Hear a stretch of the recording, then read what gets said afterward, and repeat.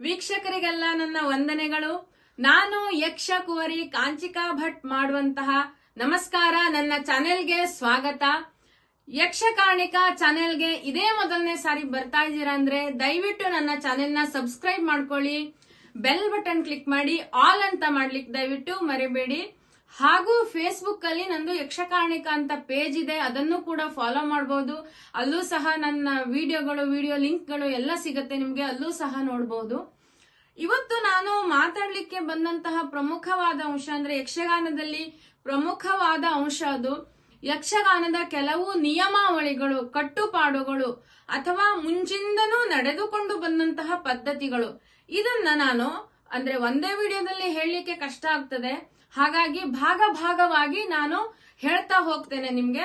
ಹಾಗಾಗಿ ನನ್ನ ಚಾನೆಲ್ನ ಸಬ್ಸ್ಕ್ರೈಬ್ ಮಾಡ್ಕೊಂಡ್ರೆ ನಿಮ್ಗೆ ನೋಟಿಫಿಕೇಶನ್ ಬರ್ತದೆ. ಭಾಗ 1, ಭಾಗ 2 ಹೀಗೆ ಬರ್ತಾ ಹೋಗ್ತದೆ ಮುಂದೆ ವಿಡಿಯೋಗಳು. ಖಂಡಿತ ಅಲ್ಲಿ ನಿಮ್ಗೆ ಎಲ್ಲಾ ತರಹದ ಇನ್ಫಾರ್ಮೇಶನ್ ಸಿಗ್ತದೆ, ಆಯ್ತಾ? ಓಕೆ, ಈಗ ಯಕ್ಷಗಾನದಲ್ಲಿ ಮುಂಚಿನ ಕಾಲದಿಂದಲೂ ಹೇಗೆ ನಡೆದುಕೊಂಡು ಬಂತು, ಏನೇನು ನಿಯಮಾವಳಿಗಳಿತ್ತು ಯಕ್ಷಗಾನದಲ್ಲಿ, ಇವತ್ತಿಗೆ ಏನೇನು ನಿಯಮಾವಳಿಗಳಿದೆ. ಈಗ ಮುಂಚೆ ಹೆಂಗಿತ್ತು ಯಕ್ಷಗಾನ ಅಂತಂದ್ರೆ, ಒಂದು ರಾತ್ರಿ 9 ಗಂಟೆಗೆ ಸ್ಟಾರ್ಟ್ ಆದ್ರೆ ಯಕ್ಷಗಾನ ಬೆಳಗಿನ ಜಾವ 6 ಗಂಟೆವರೆಗೂ ಯಕ್ಷಗಾನ ನಡೀತಾ ಇತ್ತು. ಈಗಲೂ ಕೆಲವು ಸ್ಥಳದಲ್ಲಿ ನಡೀತಾ ಉಂಟು. ಯಕ್ಷ ಕಾಶಿ ಗುಂಡಬಾಳ ಅಂತ ಇದೆ, ಅದು ಯಕ್ಷಗಾನಕ್ಕೆ ಕಾಶಿ ಅಂತ ಹೆಸರಾಗಿದ್ದು, ಅಲ್ಲಿ ಇವತ್ತಿಗೂ ಅದೇ ತರ ನಡ್ಕೊಂಡು ಬರ್ತಾ ಇದೆ ಯಕ್ಷಗಾನ, ಆಯ್ತಾ? ಮುಂಚೆ ಏನಾಗ್ತಿತ್ತು ಅಂದ್ರೆ ಯಕ್ಷಗಾನ 9 ಗಂಟೆಗೆ ಸ್ಟಾರ್ಟ್ ಆದ್ರೆ ಬೆಳಗಿನ ಜಾವ 6 ಗಂಟೆಗೆ ಸೂರ್ಯ ಇನ್ನೇನು ಬಂದ, ಬೆಳಕು ಬಿತ್ತು, ಸೂರ್ಯನ ಬೆಳಕು ಅನ್ನೋವಾಗ ಮಂಗಲ ಪದ್ಯವನ್ನ ಹಾಡ್ತಾ ಇದ್ರು ಯಕ್ಷಗಾನದಲ್ಲಿ.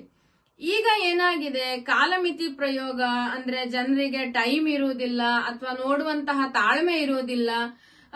ಈ ತರ ಇರೋದ್ರಿಂದ ಮತ್ತೆ ಕೆಲ್ಸಕ್ಕೆ ಹೋಗೋರು ಇರ್ತಾರೆ, ರಾತ್ರಿ ಎಲ್ಲ ನಿದ್ದೆಗೆಟ್ಟು ಯಾರು ನೋಡ್ತಾರೆ. ಯಕ್ಷಗಾನದ ಮೇಲೆ ಇಂಟ್ರೆಸ್ಟ್ ಇದ್ರೂ ಸಹ ರಾತ್ರಿ ನಿದ್ರೆಗೆಡುವುದು ಹೇಗೆ ಅನ್ನೋಂಥದ್ದು ಕೆಲವು ಜನರಲ್ಲಿ ಇವಾಗ್ಲೂ ಇದೆ. ಹಾಗಾಗಿ ಏನ್ ಮಾಡಿದ್ರು, ಕಲಾವಿದರು ಎಲ್ಲ ಸೇರಿ ಅಥವಾ ವ್ಯವಸ್ಥಾಪಕರು ಸೇರಿ ಕಾಲಮಿತಿ ಪ್ರಯೋಗವನ್ನ ಮಾಡ್ಲಿಕ್ಕೆ ಸ್ಟಾರ್ಟ್ ಮಾಡಿದ್ರು.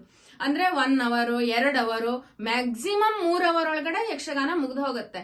ಪ್ಯಾಕಿಂಗ್ ಮಾಡಿ ಅವರವರ ಮನೆಗೆ ಹೊರಟೋಗ್ತಾರೆ, ಆಯ್ತಾ? ಈ ಯಕ್ಷಗಾನದಲ್ಲಿ ಮೊದಲು ಚೌಕಿ ಮನೆಯಿಂದ ಶುರುವಾಗ್ತದೆ ಯಕ್ಷಗಾನ. ಈ ಚೌಕಿ ಮನೆಯಲ್ಲಿ ಏನೇನ್ ಇರ್ತದೆ, ಒಬ್ಬರು ಕಲಾವಿದರು ಏನ್ ಮಾಡ್ತಾರೆ ಚೌಕಿ ಮನೆಯಲ್ಲಿ? ಮೊದಲನೇದಾಗಿ ಮೇಕಪ್. ಕಲಾವಿದನಿಗೆ ಮೇಕಪ್ ಬಹಳ ಮುಖ್ಯ. ಯಾವುದೇ ಪಾತ್ರ ಆದ್ರೂ ಅವನು ಏನು ಎತ್ತ ಗುರುತಿಸ್ಕೊಳ್ಳೋದು ಮೊದಲನೇದಾಗಿ ಮೇಕಪ್ ಅಲ್ಲಿ, ಆಯ್ತಾ? ಆ ಮೇಕಪ್ ಮಾಡುವಾಗ ಈಗೇನ್ ಅಂದ್ರೆ ಯಾವುದೇ ಮೇಕಪ್ ಇರ್ಲಿ, ಫೌಂಡೇಶನ್ ಅದು ಇದು ಅಂತ ಹಾಕ್ತಾರಲ್ಲ, ಅದೇ ತರ ನಮ್ ಯಕ್ಷಗಾನದಲ್ಲೂ ಸಫೇದ್ ಅಂತ ಒಂದು ಹಚ್ಕೊಳ್ತಾರೆ. ಈ ಫೌಂಡೇಶನ್ ತರಾನೇ ಇರ್ತದೆ ಅದು. ನಿಮ್ಗೆ ಕಲರ್ ಗೊತ್ತಾಗ್ತದೆ, ನಿಮ್ಗೆ ವೇಷ ಮುಖ ಇದನ್ನ ನೋಡಿದಾಗ ಗೊತ್ತಾಗ್ತದೆ. ಅದನ್ನ ಹಾಕೊಳ್ಳುವಾಗ ಕಲಾವಿದರು ದೇವರಿಗೆ ಕೈ ಮುಗಿದುಕೊಂಡು ಹಾಕೊಳ್ಳುವಂತಹ ಪದ್ಧತಿ ಇವತ್ತಿಗೂ ರೂಢಿಯಲ್ಲಿದೆ.